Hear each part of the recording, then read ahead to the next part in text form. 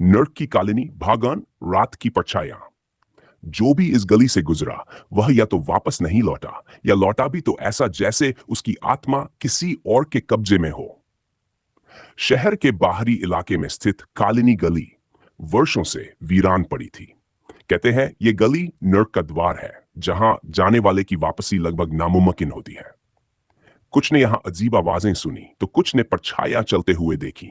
लेकिन असली खौफनाक किस्सा तब शुरू हुआ जब एक पत्रकार समीर इस गली के रहस्य को उजागर करने निकला। रात का तीसरा पहर। समीर ने अपने कैमरे और रिकॉर्डर को ऑन किया और कॉलोनी गली में कदम रखा। हवा में सरांद फैली थी, जैसे किसी चीज का खून बहा हो। दीवारों पर अजीबोगरीब चिन्ह बने थे जो किसी पुराने तांत्रिक अनुष्ठान की ओर इशारा कर रहे थे। अगर ये सब अफवाहें हैं तो लोग डरते क्यों हैं? समीर ने कैमरे की तरफ देखते हुए बुदबुदाया। लेकिन तभी एक हंसी गूंज उठी, एक ऐसी हंसी जिसे सुनते ही शरीर में ठंडक दौड़ जाए। समीर ने पीछे मुड़कर देखा, पर वहां कोई नहीं था। फिर अचानक उसके कैमरे की स्क्रीन झिलमिला उठी और उसमें एक धुंधली आकृति उभर आई। एक औरत जिसके लंबे बाल जमीन तक फैले थे और उसकी आंखें पूरी तरह काली थीं। कौन है वहां?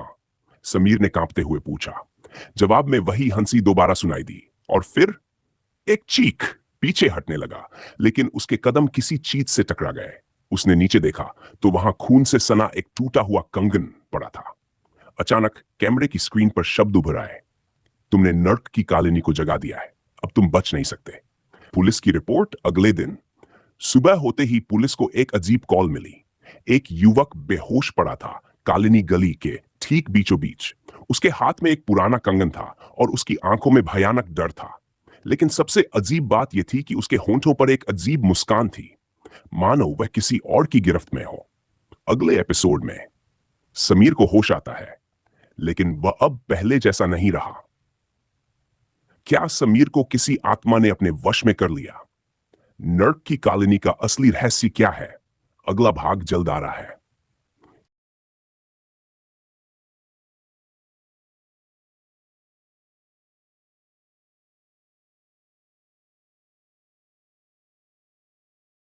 नर्क की कॉलोनी भाग 2, समीर की वापसी।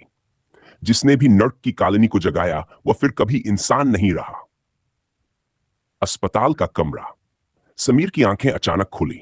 उसकी सांसें तेज थी, माथे पर पसीने की बूंदें चमक रही थी। वह एक अस्पताल में था, लेकिन कुछ अजीब था। कमरा सफेद दीवारों से घिरा था, पर हर चीज धुंधली लग रही थी।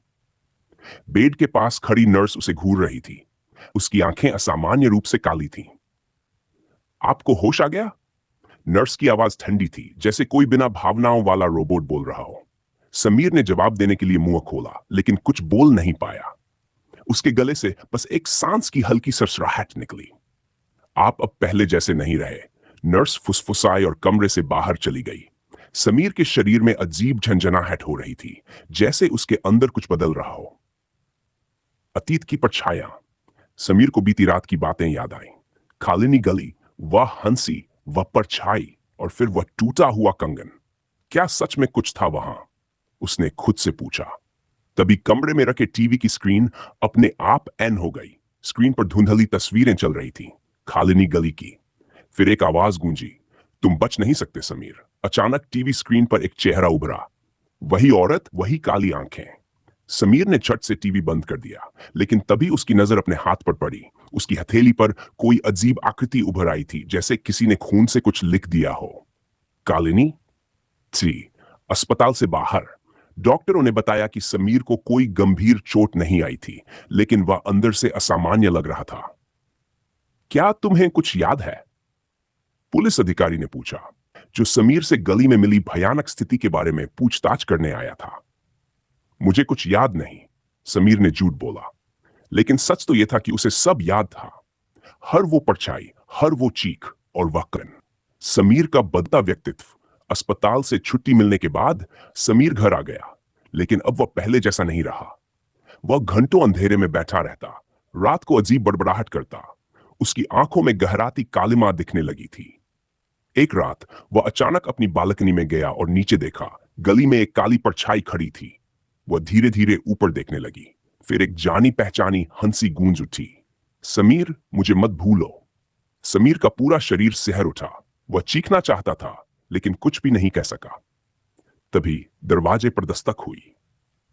एक नया सुराग। दरवाजे के पीछे कोई खड़ा था। समीर ने धीमे कदमों से दरवाजा खोला। वहां एक बूढ़ी औरत खड़ी थी। उसकी आंखों में गहरी उदासी थी। तुमने नर्क की कॉलोनी को छुआ है, अब तुम्हें जवाब देना होगा। समीर का दिल तेजी से धड़कने लगा। कौन है आप? मैं वह हूं जिसने इस श्राप को पहली बार देखा था, और मैं जानती हूं कि इसका अंत कैसे होगा।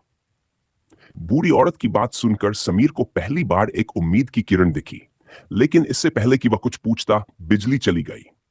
अंधेरे में बस एक ही चीज चमक रही थी, समीर के हाथ पर बनी वह रहस्यमय आकृति।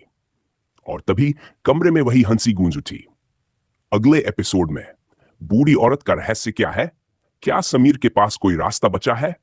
कॉलोनी गली का असली श्राप क्या है? अगला भाग जल्द आ रहा है। नर्क की कॉलोनी भाग थी मौत की दस्तक।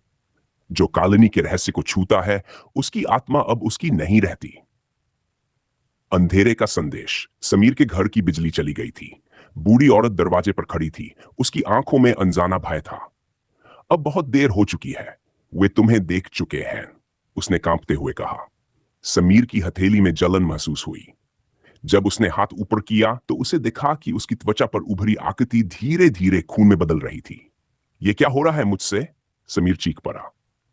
तुम्हें कुछ देखना होगा, बूढ़ी औरत ने धीमी आवाज में कहा।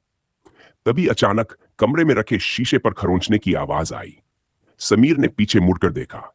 शीशे पर नाखूनों के निशान उभर रहे थे, जैसे कोई अंदर से बाहर आने की कोशिश कर रहा हो। और फिर शीशे में वही काली आंखों वाली औरत नजर आई। समीर का खून जम गया। औरत के होंठ हिले, मगर उसकी आवाज समीर के कानों में नहीं, बल्कि उसके दिमाग में गूंजने लगी।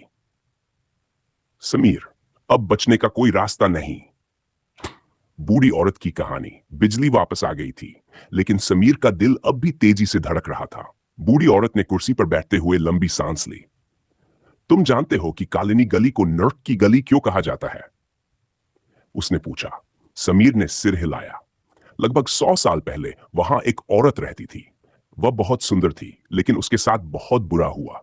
गांव के जमींदार ने उसकी इज्जत लूटने की कोशिश की, मगर जब वह बच निकली तो लोगों ने उसे ही डायन कहकर गांव से निकाल दिया।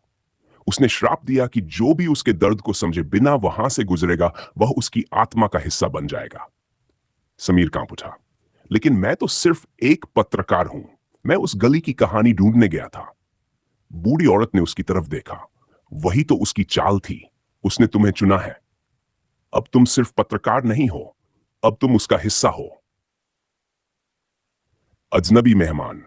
तभी दरवाजे पर एक और दस्तक हुई। समीर ने घड़ी देखी। रात के। अब कौन आ सकता है? वह बड़बड़ाया। बूढ़ी औरत घबरा गई। मत खोलना, ये वे ही हैं। वे तुम्हें ले जाने आए हैं। लेकिन दस्तक तेज होती गई। अब यह दरवाजे को खरोंचने की आवाज में बदल गई थी। समीर की धड़कन तेज हो गई। उसने पीपल से बाहर झांका। कोई नहीं था। लेकिन जैसे ही उसने दरवाजे से आंख हटाई, एक काली परछाई सीधे पीपल के सामने आ गई। खोलो, समीर। अब आवाज दरवाजे के नीचे से आ रही थी। समीर घबरा गया और पीछे हटने लगा। लेकिन तभी दरवाजा अपने आप खुल गया। कॉलोनी का श्राप। दरवाजे के बाहर कोई नहीं था, सिर्फ एक टूटा हुआ कंगन पड़ा था। वही कंगन जो समीर को गली में मिला था। समीर ने जैसे ही उसे देखा, उसका सिर घूमने लगा। उसे अपनी आंखों के सामने अजीब दृश्य दिखने लगे। एक औरत जल रही थी। उसकी चीखें पूरे गांव में गूंज रही थी। लोग हंस रहे थे, लेकिन उनकी हंसी में पागलपन था। राख में तब्दील होती औरत के होंठों पर आखिरी शब्द थे, मैं लौटूंगी। और तभी समीर को अपने गले पर किसी अदृश्य हाथ की पकड़ महसूस हुई। वह जमीन पर गिर पड़ा। उसकी सांसें तेज होने लगीं। उसकी आंखों के सामने वही काली आंखों वाली औरत खड़ी थी।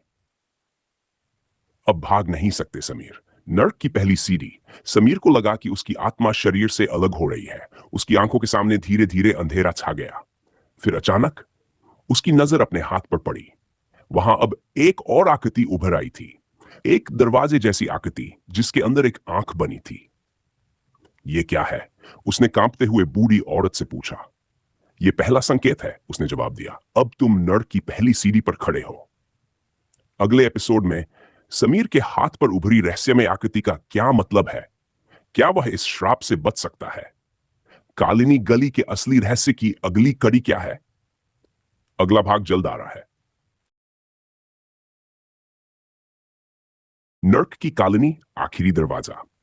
जो एक बार नर्क की कॉलोनी का हिस्सा बन जाए वह फिर कभी इंसान नहीं रहता। आखिरी निशान। समीर की हथेली पर बनी रहस्यमय आकृति अब और भी गहरी हो गई थी। ऐसा लग रहा था मानो उसके अंदर कुछ लिखा जा रहा हो। अब क्या होगा? समीर ने कांपती आवाज में पूछा। बूढ़ी औरत ने गहरी सांस ली और कहा, अब तुम्हारे पास सिर्फ एक ही रास्ता बचा है।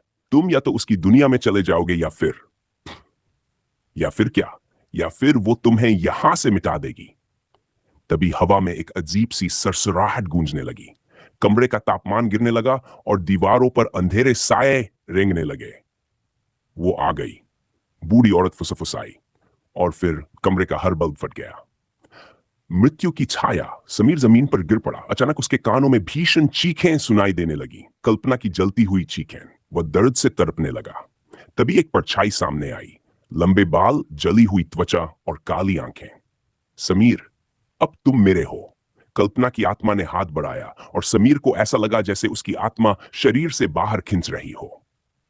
बूढ़ी औरत ने एक कटोरी में लाल रंग का पानी निकाला और समीर पर छिड़का।